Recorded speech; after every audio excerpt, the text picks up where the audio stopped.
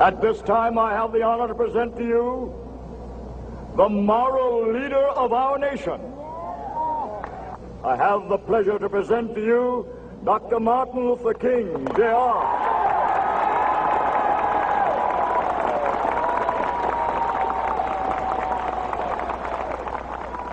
I am happy to join with you today in what will go down in history as the greatest demonstration for freedom in the history of our nation.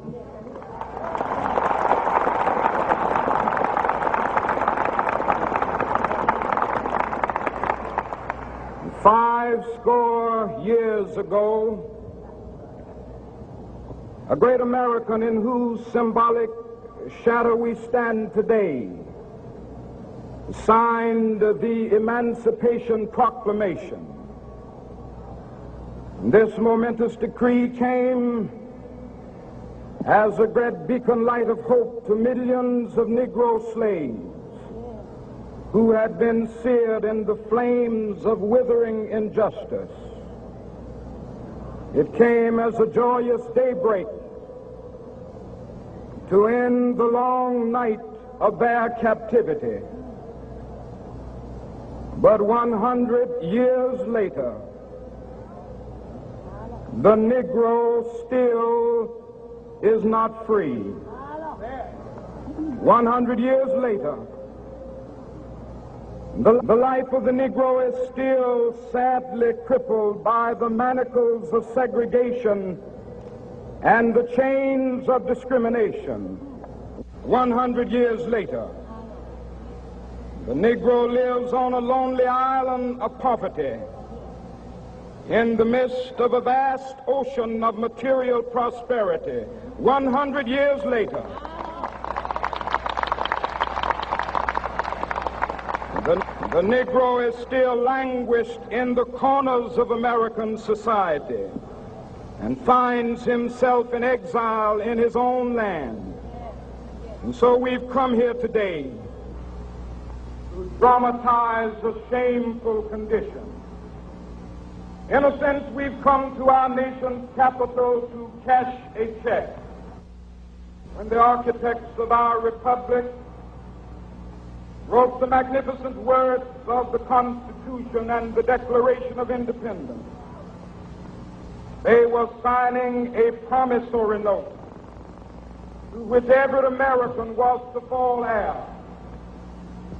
This note was a promise that all men, yes, black men as well as white men, would be guaranteed the unalienable rights of life, liberty, and the pursuit of happiness. It is obvious today that America has defaulted on this promissory note insofar as her citizens of color are concerned. Instead of honoring this sacred obligation, America has given the Negro people a bad check, a check which has come back marked insufficient funds.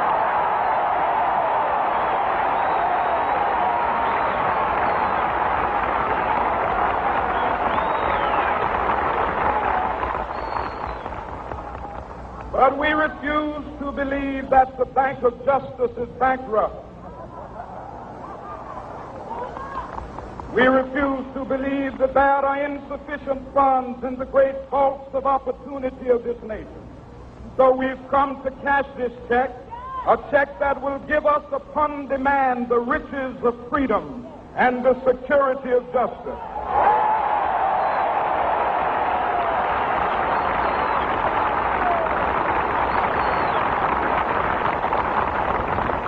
We have also come to this hallowed spot to remind America of the fierce urgency of now. This is no time to engage in the luxury of cooling off or to take the tranquilizing drug of gradualism.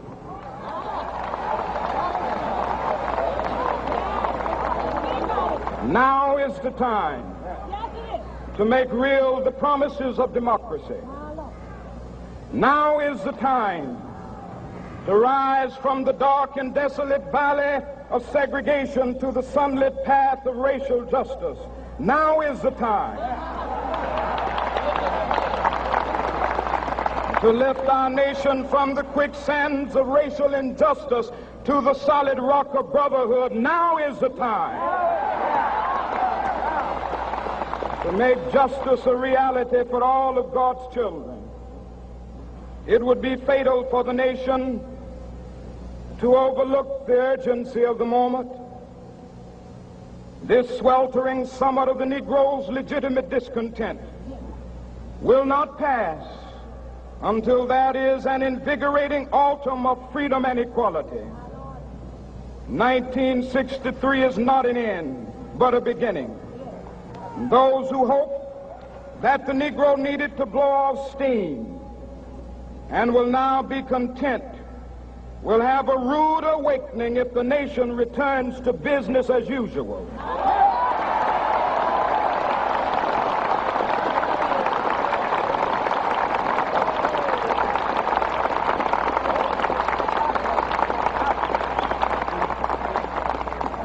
There will be neither rest nor tranquility in America until the Negro is granted his citizenship rights. The whirlwinds of revolt will continue to shake the foundations of our nation until the bright day of justice emerges. But that is something that I must say to my people who stand on the warm threshold which leads into the palace of justice. In the process of gaining our rightful place, we must not be guilty of wrongful deeds. Let us not seek to satisfy our thirst for freedom by drinking from the cup of bitterness and hatred.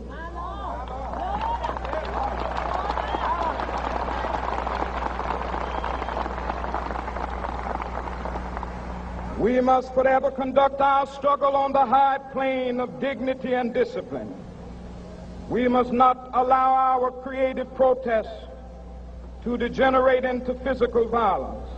Again and again, we must rise to the majestic heights of meeting physical force with soul force.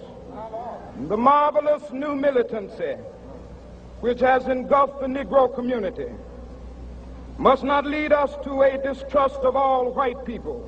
For many of our white brothers, as evidenced by their presence here today, have come to realize that their destiny is tied up with our destiny.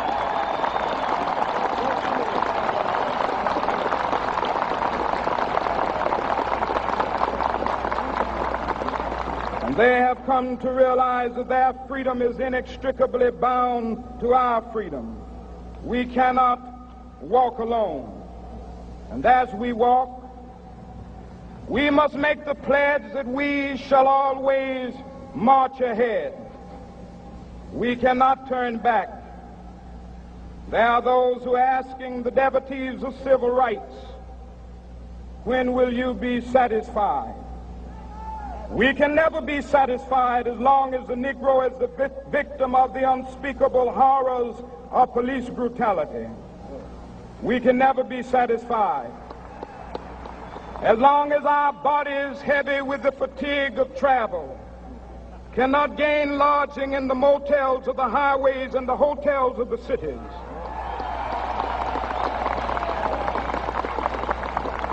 We cannot be satisfied as long as the Negro's basic mobility is from a smaller ghetto to a larger one. We can never be satisfied as long as our children are stripped of their selfhood and robbed of their dignity by signs stating for whites only.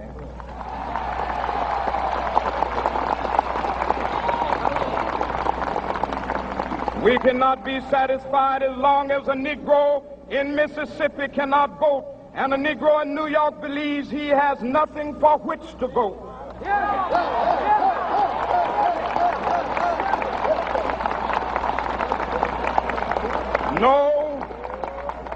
No, we are not satisfied, and we will not be satisfied until justice rolls down like waters and righteousness like a mighty stream.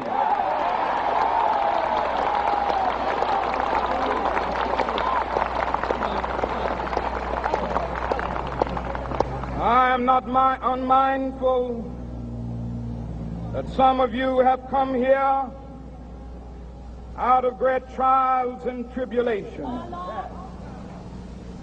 Some of you have come fresh from narrow jail cells. Some of you have come from areas where your quest for freedom left you battered by the storms of persecution and staggered by the winds of police brutality. You have been the veterans of creative suffering. Continue to work with the faith that unearned suffering is redemptive. Go back to Mississippi. Go back to Alabama. Go back to South Carolina. Go back to Georgia. Go back to Louisiana. Go back to the slums and ghettos of our northern cities. Knowing that somehow this situation can and will be changed. Let us not wallow in the valley of despair. I say to you today, my friend,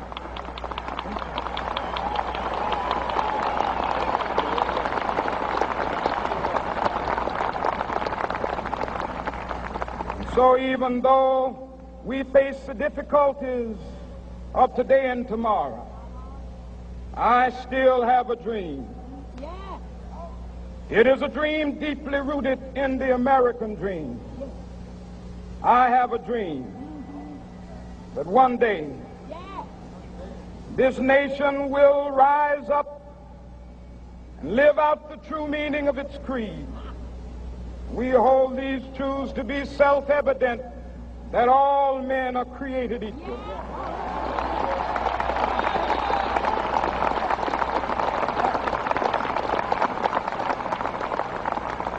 I have a dream that one day on the red hills of Georgia, the sons of former slaves and the sons of former slave owners will be able to sit down together at the table of brotherhood. I have a dream that one day even the state of Mississippi, a state sweltering with the heat of injustice, sweltering with the heat of oppression, will be transformed into an oasis of freedom and justice. I have a dream that my 4 little children will one day live in a nation where they will not be judged by the color of their skin, but by the content of their character. I have a dream today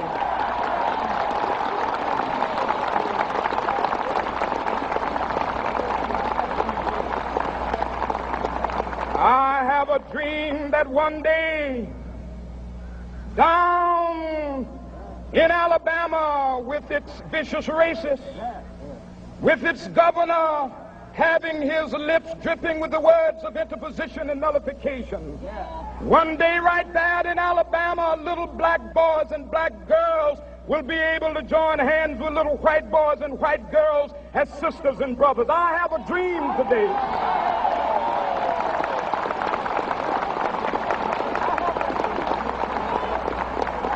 I have a dream that one day every valley shall be exalted, and every hill and mountain shall be made low. The rough places will be made plain, and the crooked places will be made straight, and the glory of the Lord shall be revealed, and all flesh shall see it together. This is our hope. This is a faith that I go back to the South with. With this faith, we will be able to hew out of the mountain of despair a stone of hope. With this faith, we will be able to transform the jangling discords of our nation into a beautiful symphony of brotherhood. With this faith, we will be able to work together, to pray together, to struggle together, to go to jail together, to stand up for freedom together, knowing that we will be free one day. This will be the day. This will be the day when all of God's children will be able to sing with new meaning, my country, tears of thee. Sweet land of liberty, of thee I sing. Land where my fathers died, land of the pilgrim's pride. From every mountainside, Let freedom ring, and if America is to be a great nation, this must become true. And so let freedom ring from the prodigious hilltops of New Hampshire. Let freedom ring from the mighty mountains of New York. Let freedom ring from the heightening Alleghanies of Pennsylvania. Let freedom ring from the snow-capped Rockies of Colorado. Let freedom ring from the curvaceous slopes of California.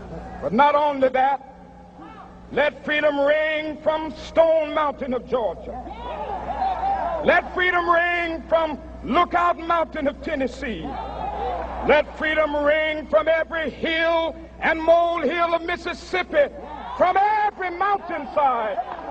Let freedom ring, and when this happens,